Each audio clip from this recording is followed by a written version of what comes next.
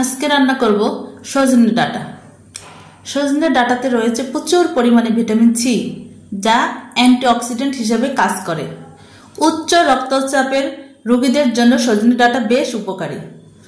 হজমের সমস্যার সমাধানে সজনে বেশ উপকারী। ডায়াবেটিক্স রোগীদের জন্য সজনে অনেক উপকারী একটি সবজি। সজনে ডাঁটা আছে প্রচুর পরিমাণে আয়রন, ক্যালসিয়াম ও ভিটামিন। এজন্য সজনের ডাঁটা আমরা বেশি বেশি করে খাবো এবং রেসিপিগুলো সম্বন্ধে ভালো আইডিয়া নেব, কারণ এই ডাঁটা অনেক রকম ভাবে রান্না করা যায়। এটা খুবই খেতে মজাদার। যাই হোক, চলে যাই মূল রেসিপিতে। প্রথমে আমি 3টা ডিম নিয়ে নিয়েছি। ডিমগুলো সিদ্ধ করে অর্ধেক করে কেটে নিয়েছি। এখন আমি সরিষার তেল ইউজ করেছি এখানে। আপনারা এটা স্কিপ করে যেতে পারেন, ইচ্ছা করলে এখানে সয়াবিনের তেলও ইউজ করতে পারেন। ডিমগুলো আমি ভালো করে ভেজে নিচ্ছি। হালকা একটু লবণ দিয়ে দিয়েছি। ডিমগুলো একটু লাল লাল করে ভেজে নেব। ডিমগুলো উল্টানো একটু কঠিন, তারপর বারবার ট্রাই করছি।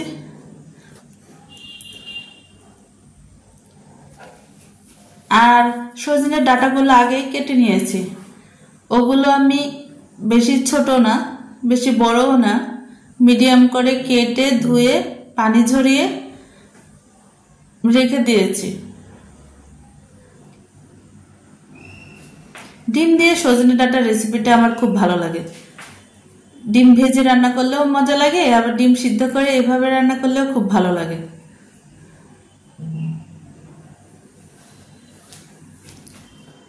ডিম ভাজা কমপ্লিট। এখন আমি ডিমগুলো উঠিয়ে নিচ্ছি।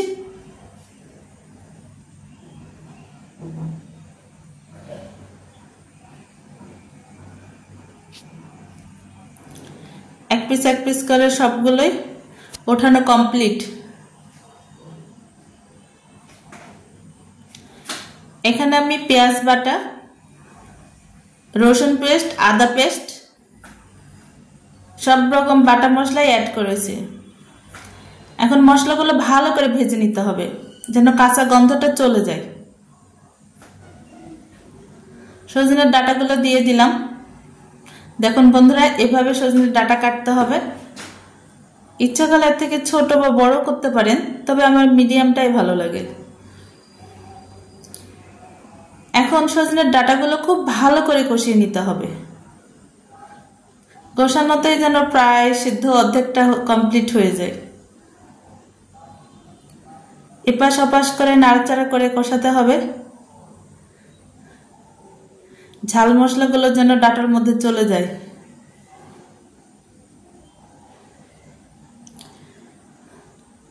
সজনের ডাঁটা পাতা দুটাতেই প্রচুর পরিমাণ পুষ্টি। অফলাইনে একটা হয়ে গেছে, সেটা হলো এখানে আমি গুঁড়া মশলা অ্যাড করেছি। হলুদ গুঁড়া, মরিচ গুঁড়া, ধনিয়ার গুঁড়া, জিরার গুঁড়া এবং স্বাদমতো লবণ। এটা ঢাকনা ছাড়াই কষানো ভালো হবে, কারণ সজনের ডাঁটা খুব সহজে নরম হয়ে যায়।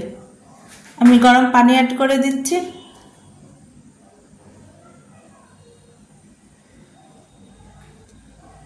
পানির পরিমাণটা খুব বেশি দেওয়া যাবে না, কারণ ডাঁটা বেশিক্ষণ হিট হলে টেস্ট কমে যায়।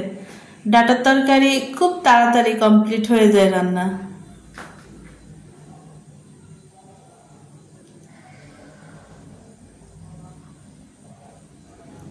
ভালো করে নাড়াচাড়া করে মশলাগুলো মিক্স করে দিচ্ছি।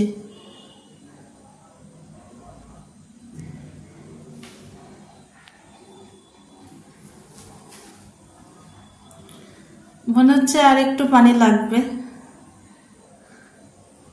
অল্প পরিমাণ পানি আবার অ্যাড করলাম।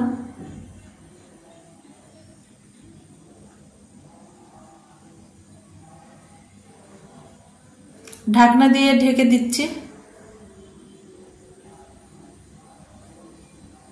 এই তো বন্ধুরা, আমার ডাঁটাতে বলক উঠে আসছে।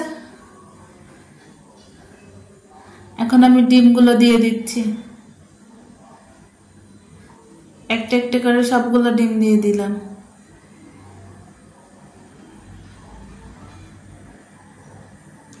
আবার এটা নাড়াচাড়া করে ঢাকনা দিয়ে রেখে দিতে হবে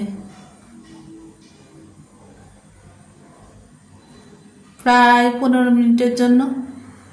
মানে যতক্ষণ না ভালোভাবে সিদ্ধ হয়।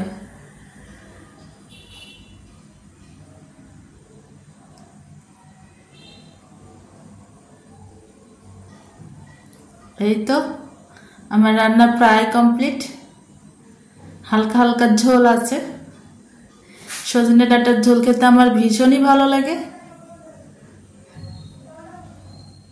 ডিমগুলো দেখেন কেমন টুসটুসা হয়ে ফুলে উঠেছে। আপনারা এভাবে রান্না করে দেখবেন, ভীষণ ভালো লাগবে। ওকে, ভালো থাকবেন।